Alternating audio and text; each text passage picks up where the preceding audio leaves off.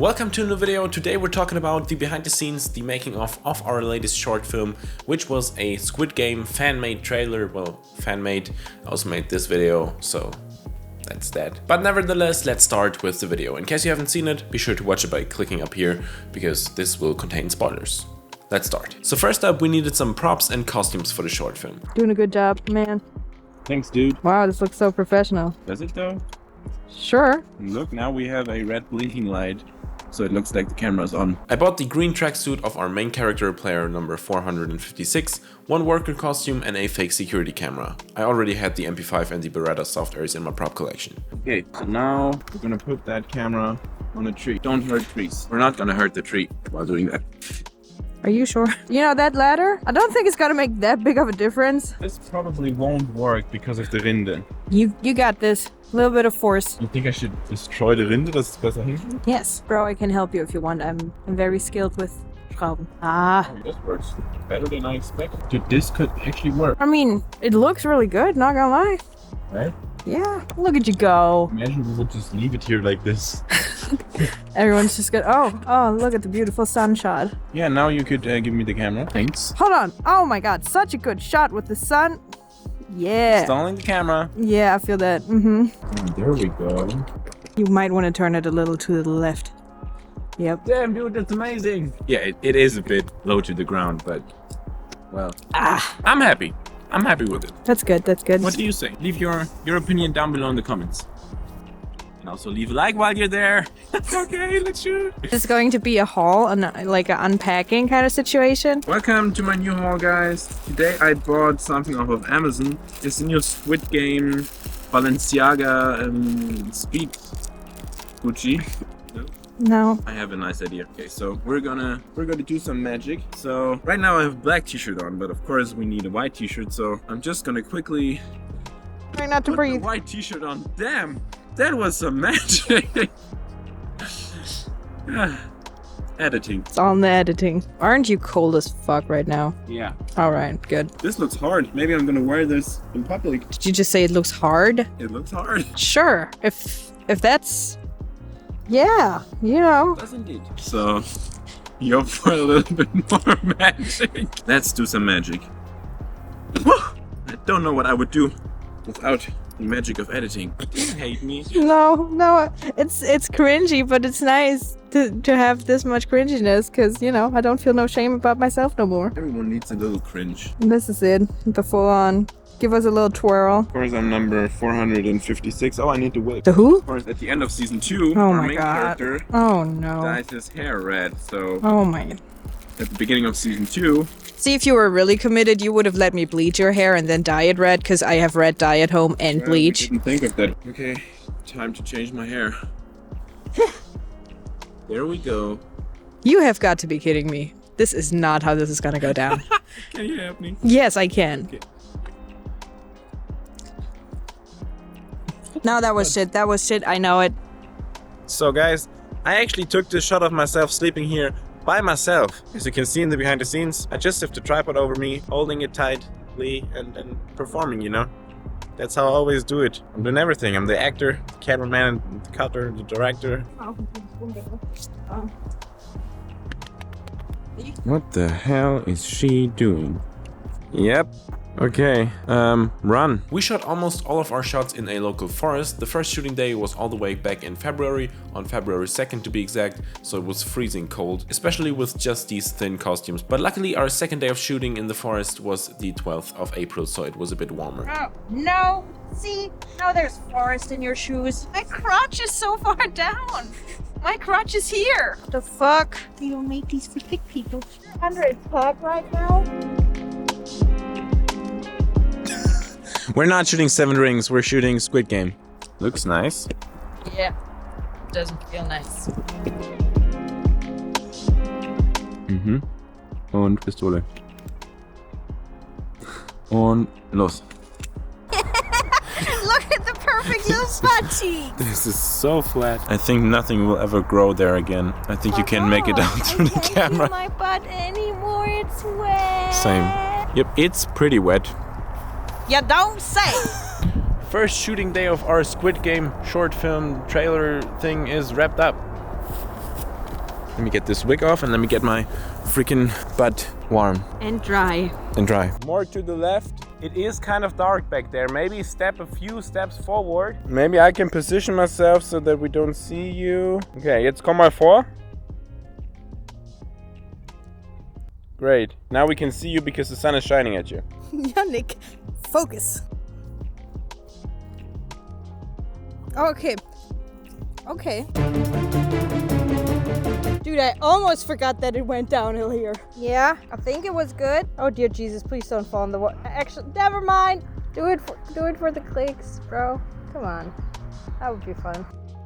That's great. Should work out fine. The shot of the worker watching the player on the screen was shot at our local university, just because they had a screen mounted on the wall, which it kind of looked like, well, not Squid Game, but also not like our home, just more industrial, I guess. Which brings us to the visual effects of our short film. We had a total of 4 VFX shots in the film, so let's start with the shooting muzzle flash effect. Of course, this is not a tutorial, so I'm not gonna go into too much detail, but if you want some in-depth tutorials on any of these VFX shots, just let me know down below in the comments or shoot me a message on Instagram and I'll be sure to do that for you. But let's jump into the effects. Let's start with the shooting effect. First, I loaded the clip into After Effects, trimmed it, and then trimmed the comp to our work area. Then I applied a letterbox and the LUT to the clip, just so that we know how the final result will look. Of course, the final film was in a real 2.35:1 aspect ratio and was color graded in Final Cut Pro. If you want this and some more letterboxes, just click the link down below in the description. I provided some free downloads in my store. Now then I created a null object and renamed it to Tracker. Then I selected the original clip and tracked it by clicking Track Motion. Then I tracked the tip of the gun barrel. This was just because I had videos of muzzle flashes. If you're using PNGs or images, you don't have to track the shot. Also, I used muzzle flashes from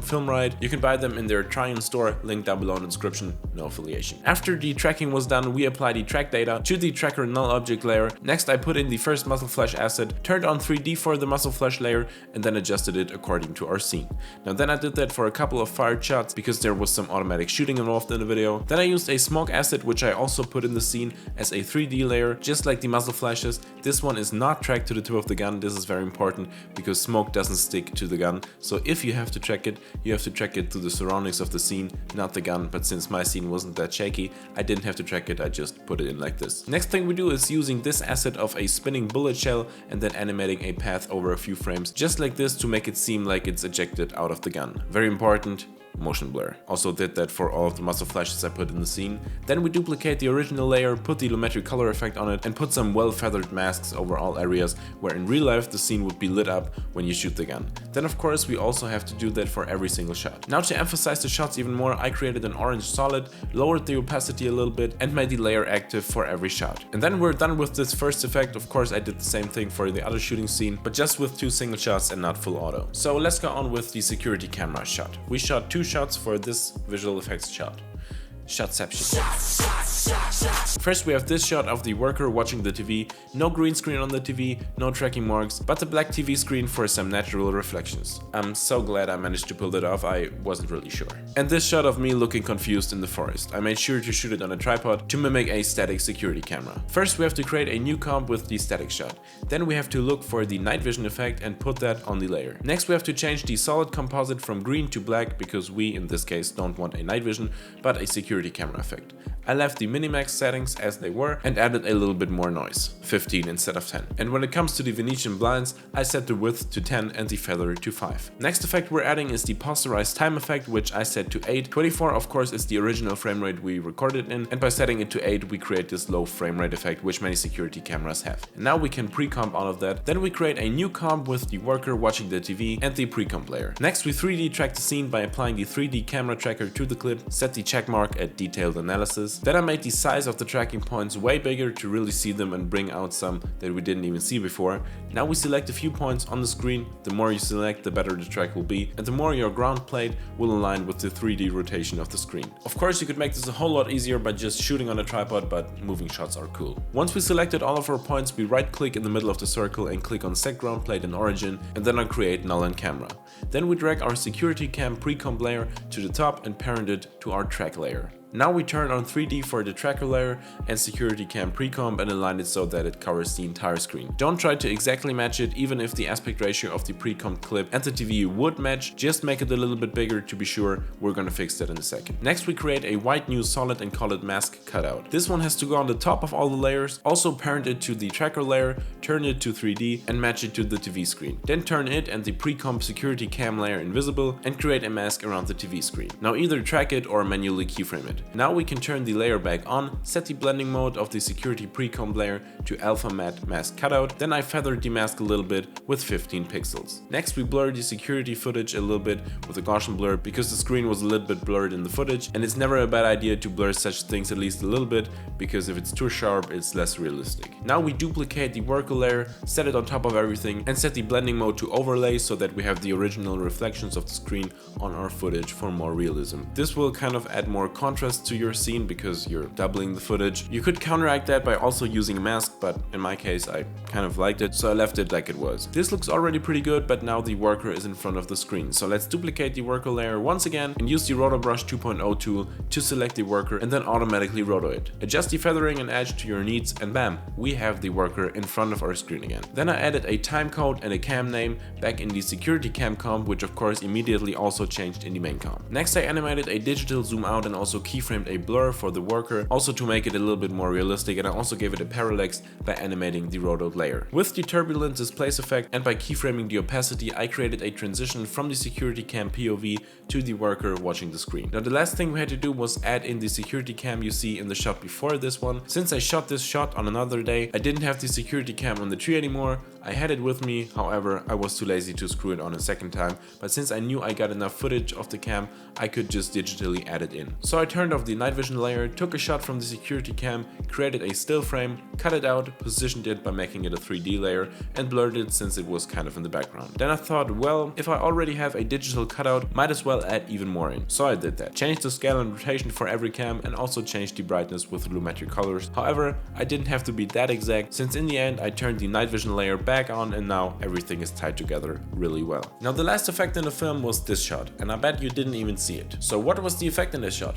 Let me explain. This is the shot without an effect. Did you spot it? There was a car driving in the background. That's of course not realistic if we're supposed to be in a locked off forest playing Squid Games. So I went to a portion of the video where there was no car, duplicated the layer, created a still frame, masked around it, tracked the shot and parented it to the track so that it covers the car moving by. And that's it. That's how we shot our Squid Game Season 2 fan-made trailer short film. I really hope you enjoyed it. If you did, please be sure to hit that like button and also consider subscribing right here for more videos just like this. If you haven't watched the film or if you want to watch it again, be sure to do that by clicking up here, and by clicking down here you can see our last short film, which was a horror film, and I will hopefully see you in the next video. Goodbye.